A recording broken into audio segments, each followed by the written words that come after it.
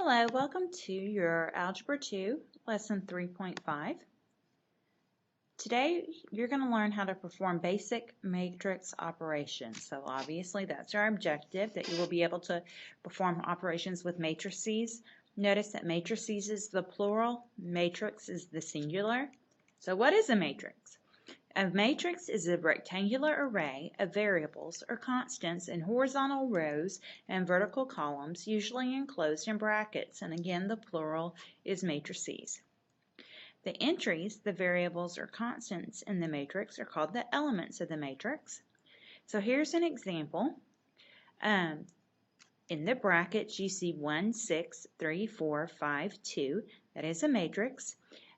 This particular matrix has 3 rows and 2 columns. Rows run horizontally, columns run vertically.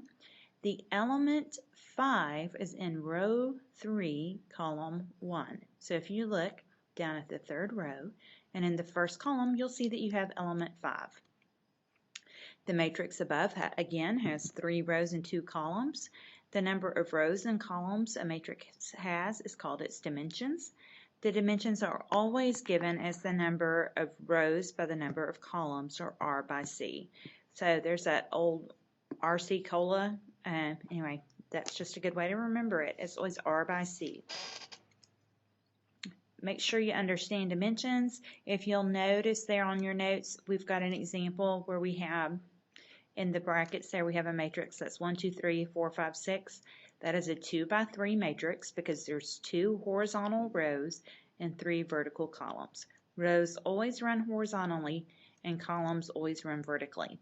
Now, where people get a little bit iffy on the rows and columns is if you have a matrix that's a single column or a single row. If you look over to the far right there, we have a matrix that's called a column matrix because it consists of one column. So obviously the dimension for column is going to be 1. To count the number of rows, you just count how many elements there are. There's 1, 2, 3, 4 elements there, so it is a 4 by 1 matrix. That's the one with the zeros and the ones. Oops. Now the matrix with 0.2, 0.4, 0.3, 0.9, there you have one horizontal row. It's the row matrix. To count the number of columns, you count the number of elements in it. There's 1, 2, 3, 4 elements in that matrix, and so it is a 1 by 4 matrix. Equal matrices. Equal matrices have the same dimensions, and each element of one matrix equals the corresponding element of the other matrix. So those are the two things you have to look for. Addition and subtraction. To add or subtract two matrices, they must have the same dimensions. If they do, then the operation is conducted on corresponding elements. Let's go ahead and talk about scalar multiplication. If you're looking for the information about this, if you'll just turn the page and look at the top of the back side of the next page, or on the top of the next page on your notes, you can multiply any matrix by a constant called a scalar. This operation is called scalar multiplication. It's performed by multiplying each element by the scalar, by the number that's outside the matrix. There is another kind of matrix, another kind of multiplication, matrix multiplication, but we will save that for another day. Okay, so we will talk about that very soon, but not today. All right, let's start looking at some examples. We'll look at our first 2 examples, and then we'll probably stop this video and then pick up on the second 2 examples with the next video. All right, so we're going to perform the indicated operation if possible. Remember, for adding and subtracting matrices, you do need to stop and make sure they have the same dimensions. Otherwise, it's just not going to be possible to carry out the addition or the subtraction.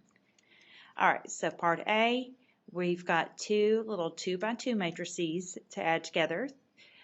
Both of the matrices have 2 rows. They both have 2 columns, so we'll be able to do this. So you add the first element in the first row to first element in first row. So you add element 3. You're going to add that element to -1. So you're going to have 3 plus -1 because both of those numbers are in the first row, first column. Then we move over to first row, second column. So we're going to add 0 and 4. So we have 0 plus 4. That's everything in the first row, so now we move down to the second row. We're going to take the elements in the first column of the second row and add them together. So we have negative 5 plus 2. And then finally, second row, second column, we add negative 1 plus 0. We do our addition. 3 plus negative 1 is 2. 0 plus 4 is 4. Negative 5 plus 2 is negative 3. Negative 1 plus 0 is negative 1. All right, so for part B, we're going to do subtraction, and we double check that we have the same dimensions. Both of these matrices have 3 rows and both have 2 columns, so we're good to go. So we're going to match up element by element in corresponding spots. So we're going to have 7 minus negative 2 in the first row, first column.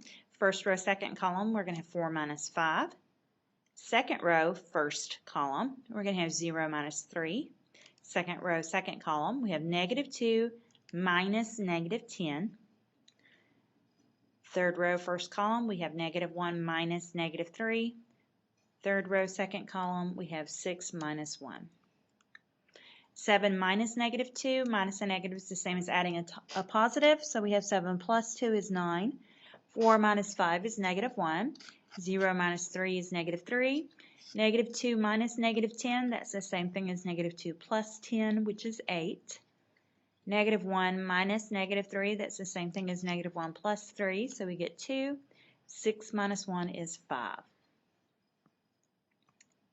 Okay, now we're going to do that scalar multiplication we just talked about. For part A, we're going to multiply a matrix by negative 2.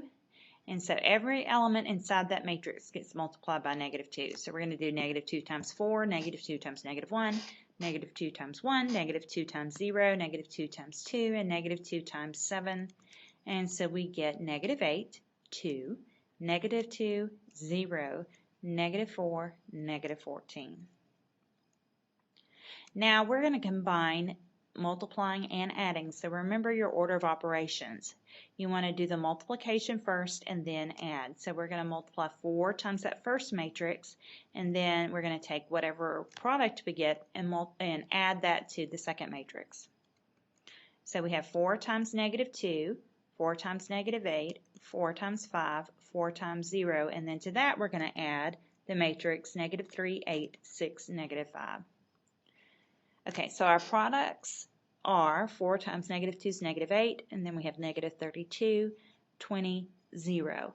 Now we're going to add negative 8 plus negative 3, negative 32 plus 8, 20 plus 6, and 0 plus negative 5. You just add according to corresponding position. So we get negative 11, negative 24, 26, negative 5. Okay, so that's it for example 2. So we're going to stop video 2 here, and I'll meet you back here with a little bit of a discussion about matrix properties and organizing data, and then we'll look at our last couple of examples. See you in a few minutes.